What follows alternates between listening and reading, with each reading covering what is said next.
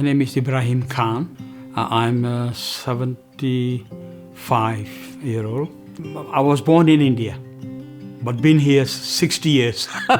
Almost my country now. Before I retire, I've done about 40 years in the market. A market trader I was. My name is Maxud Khan and I'm Ebraheem's son. Throughout his life, he's been very independent. He used to work for British Airways and at the same time he used to do markets. He's a frequent traveller. He used to go to Umrah almost every year, India every 2 years, and he's very independent. He used to go to the gym, drive around himself, drive distances. So yeah, that's my dad. I was in a surgery, and the first thing was I couldn't talk to the subcellulitis, yeah. So I thought, well, what's happening, And then I fell there. I had a stroke.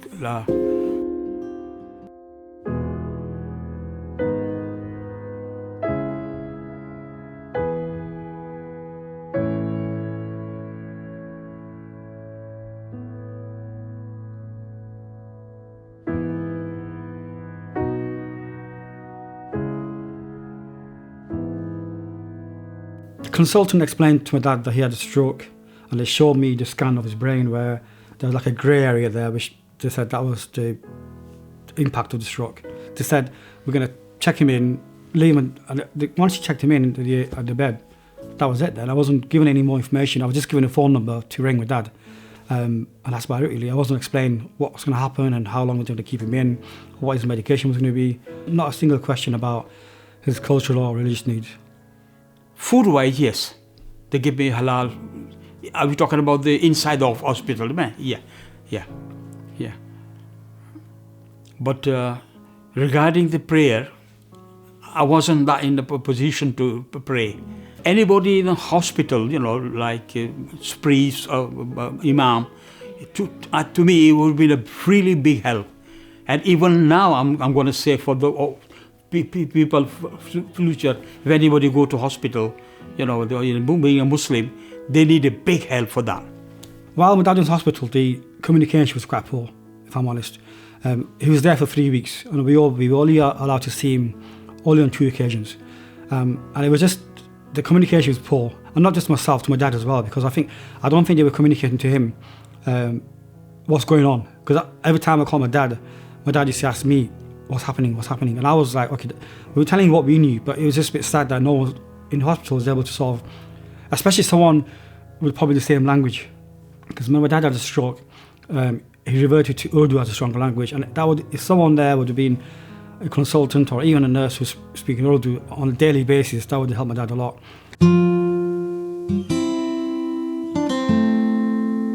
I've told you before, our prophet name was Muhammad, and my grandson name also Muhammad was as well. This is how we started. Yeah. So this is an example of communication where my dad tried to communicate to us and to the nurse, and how his motive is, how his memory, how his motivation to get things done and trying to get messages across.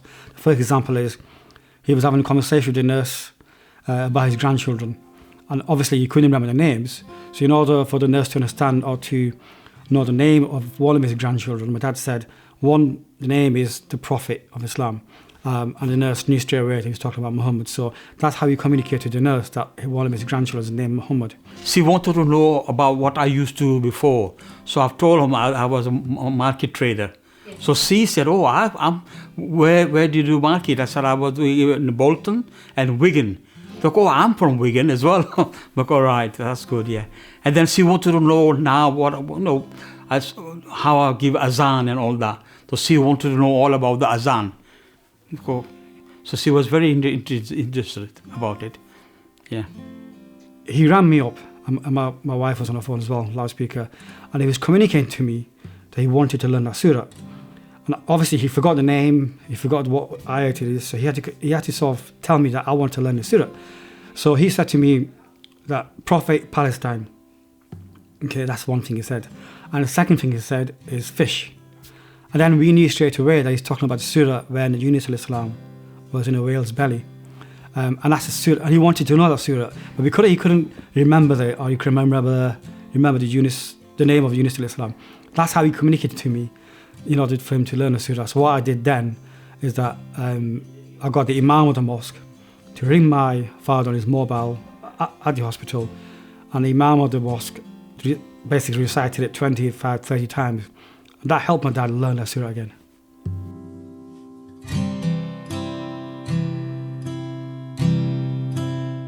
We were actually informed after about 2 weeks, because we were looking at getting private therapists, but we knew there was going to be a backlog with the NHS for at least 2 to 3 months. So through family and friends, we got in contact with a speech therapist who voluntarily helped us achieve his goals. I know his ultimate goal was to give azan again, to pray namaz again, to read the Quran again, go back to the mosque again, because that's at that age, especially that age when he's 74, 75. The most thing that matters to them is religion and family, of course. But religion really is forefront of my dad, and I can tell he was getting upset being at home, because not going to the mosque 5 times a day was getting him a bit upset. He was getting a bit depressed in that sense. I can tell that he needed that focus. Then when the therapist yourself came in, and that gave him a drive. It was like the goal he had was to get back to the mosque, and with that help, with your help, he actually achieved that goal. Alhamdulillah. When I come from to home, all I was want to know is the religious stuff, is being a Muslim, Quran and prayer. That's something I was really completely forgot, which I was doing every day, and that's something I've just forgotten, right? And this is where you came in and helped me. Yeah. Even now, I find it very hard to read the Quran. But alhamdulillah, Yasin Sharif and then few ayat thi, wo main sab aa gayi hai mujhe. Yeah. Alhamdulillah, he's doing really well. He's on a road to recovery still. Is within, as I was saying, his goal was to give azan. So within 5 months, he was doing that. Alhamdulillah. By the time when he had the stroke, he forgot everything. Including the Quran, namaz, recitation.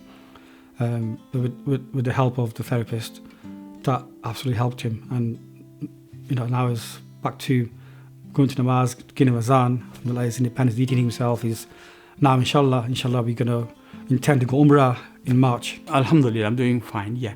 Although I'm not going 5 times a day, but I'm doing 3 times now. So Fajr, I pray at home, and Asr also I'm praying home. But Zohar and Maghrib and Isha I pray in mosques, yeah. And give azan as well for two azan only. Maghrib and Isha. MashaAllah, everybody was so happy to listen my azan. Maulana, he took the video as well. Yeah.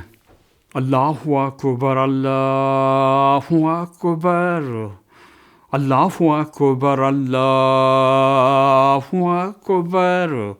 Ashhadu an la ilaha illallah. All right.